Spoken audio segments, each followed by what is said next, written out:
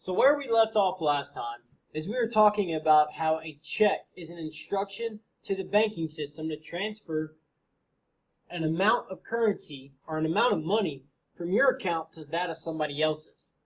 We talked about how this is a form of accounting, and money, it provides a basis for accounting. And what you did whenever you wrote this check is you transferred money from yourself to somebody else without ever actually exchanging coin or currency. Your ordinary business has been conducted by the way of monetary unit of account. You have changed hands of this money without ever changing or ever giving somebody else any kind of coin or currency, but it's actually been changed by or been conducted by this monetary unit of account. So, the monetary unit of account has become increasingly important in the American economy. What's been causing it to become that much more important? The use of credit cards, debit cards, automatic payroll deposits, e-banking means more and more business is done without use of actual money. So this monetary unit of account has become very important in our modern economy. So, the U.S. currency is a fiat money. On each piece of paper, you will find the following statement. This note is a legal tender for all debts, public and private. So what is fiat money? Fiat, or a statement, that dollars are hereby declared by the government to be legal tender within the laws of the United States. So what fiat money essentially means, this word fiat is basically saying that this money is issued by the government, and that the government is declaring that the dollar is going to be used as a legal tender for all transactions within the laws of the United States. So what does legal tender mean?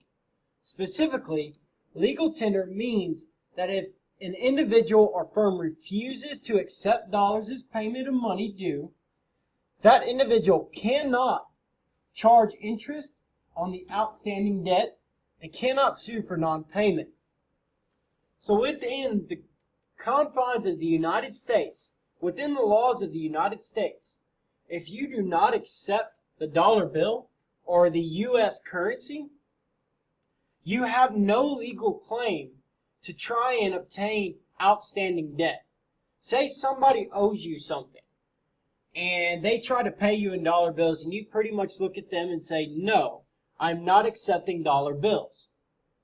Then they no longer, or you can no longer say sue them for not paying you, nor can you charge interest on this outstanding debt, because by law in the United States, you are supposed to accept the dollar bill, the U.S. currency, because it is a fiat money and this is legal tender.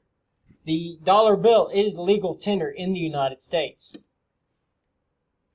The first reason that currency has value is that the law says you must accept it. The dollar bill is accepted everywhere in the United States. Why? Because the government says you have to accept it. Because if without you accepting it, then you can no longer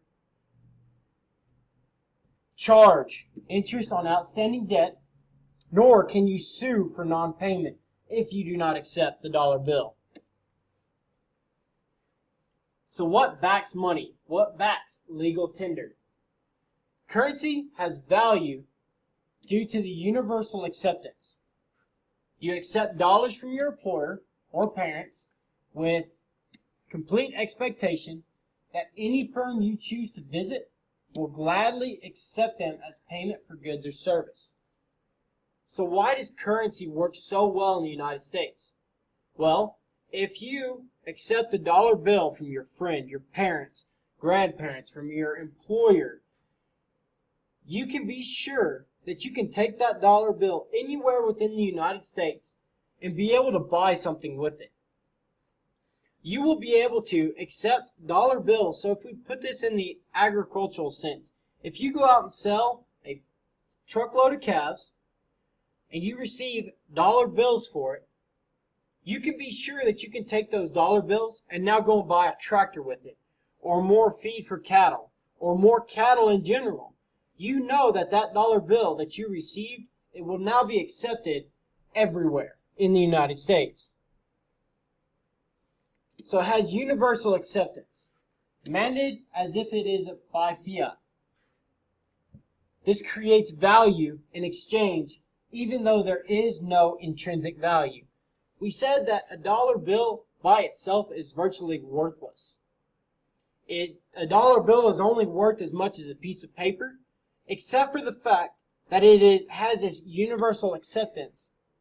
And you can take this dollar bill or this $100 bill and go and buy something with it anywhere within the United States. So currency is accepted as a store of value, as long as there is reasonable expectation that the currency purchases about as much in the future as it can presently purchase. So what does this really mean? What it means is that if you have a certain amount of money in your hand today, you can be reasonably sure that that amount of money will buy about as much today as it will tomorrow or the next day or sometime in the near future. You can be sure that if you have $1 today and go to a vending machine and buy a bag of chips, that tomorrow you can take another $1 and go to that same vending machine and buy a bag of chips with it again, and you can do that for the rest of the year, because it is a reasonable expectation that the currency purchases about as much in the future as it can presently purchase. A purchasing power of currency is falling. The current currency will not be a good store of value. So what is purchasing power? Purchasing power is how many goods, what can you buy with this certain amount of money? And what we expect is that the purchasing power today be about as much as the purchasing power tomorrow. So if you have $1, and we go back to this vending machine example, the purchasing power of that dollar is, say, a bag of chips. Because with $1, you can buy one bag of chips. And you expect that purchasing power to remain fairly constant in the near future. But what if this purchasing power is falling? Saying where you used to be able to with $1 you could buy a bag of chips, but now it takes $2.50 to buy that bag of chips. That $1 that you had is no longer worth as much, since you can only buy less than a half a bag of chips with that same dollar. So if the purchasing power is falling, if you can no longer buy the same amount of goods with the currency that you have, what happens? Individuals will seek to convert it into tangible goods, hoping these goods will retain their purchasing power.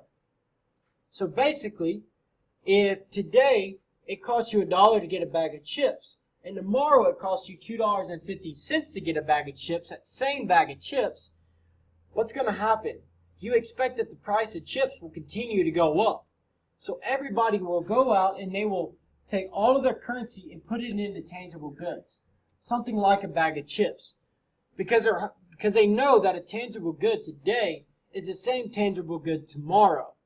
So if their purchasing power is falling, if what they were able to afford today is not as much as what they can afford tomorrow, then they're going to go out and buy as much as they can today with their currency and put it into tangible goods under the hope that those goods will retain their purchasing power.